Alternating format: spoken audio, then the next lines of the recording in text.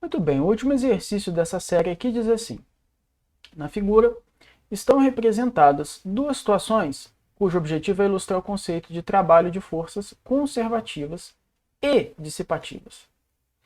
Em um, o bloco é arrastado pela força F, está escrito errado, aqui é um F, né?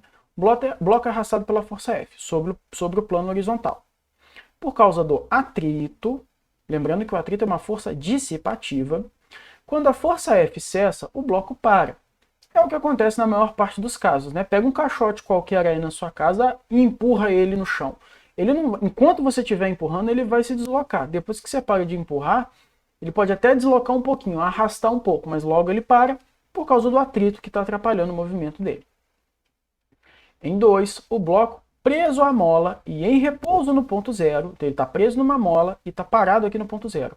Ele é puxado por uma força F, alguém vai lá e desloca ele, está puxando ele para cá, né? Sobre o plano horizontal, sem que sobre ele atua nenhuma força de resistência. Então veja que no caso 2, aqui tem atrito, aqui não tem atrito. Então, tem atrito aqui, não tem atrito aqui. Sem que sobre ele atue nenhuma força de resistência. Depois de um pequeno deslocamento, a força cessa e o bloco volta, puxado pela mola, e passa a oscilar em torno do ponto O. Então o que está acontecendo? Você vai pegar a mola, vai puxar essa mola.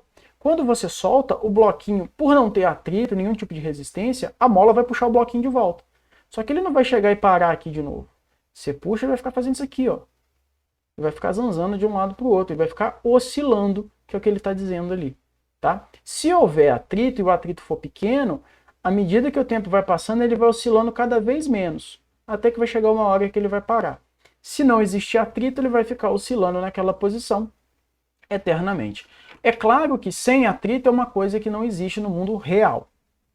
Tá? No mundo ideal existe, nas ideias, no modelo matemático existe. Mas no mundo real é muito complicado você conseguir atrito zero. Existe muito pouco atrito, mas ainda existe. Muito bem, vamos ver o que ele está falando então. Essas figuras ilustram: 1. Exemplo de trabalho de força dissipativa, força de atrito. Até aqui, ok. Para o qual a energia mecânica não se conserva. Ok. 2. Exemplo de trabalho de força conservativa, força elástica. Perfeito. Para o qual a energia mecânica se conserva. Exatamente. Esse é o caso que está acontecendo.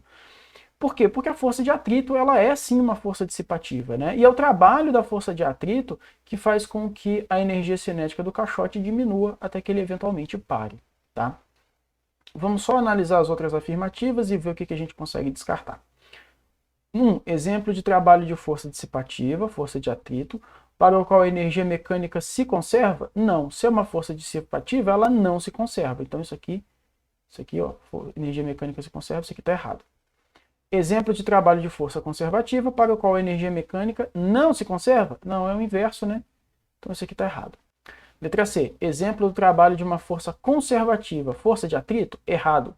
Força de atrito não é força conservativa. Força de atrito é uma força dissipativa, tá?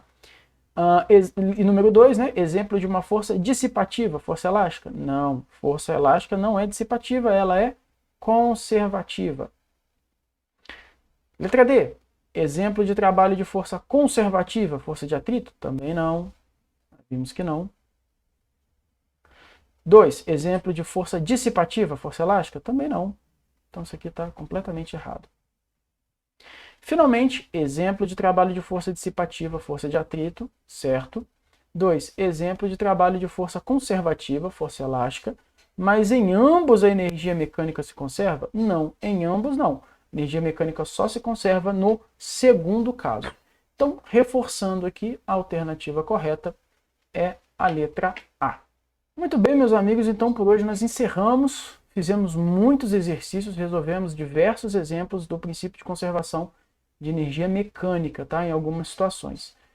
Lembrando que você não vai adquirir isso da noite para o dia, tá? A lógica aqui é que você sempre pratique. Comece dos exercícios mais simples e só depois vai escalando até chegar nos exercícios mais sofisticados. Aqui, por exemplo, tivemos um exercício bem sofisticado, bem complicado, tá? Mas é isso, eu espero ter ajudado mais uma vez. Um forte abraço e cuide-se bem.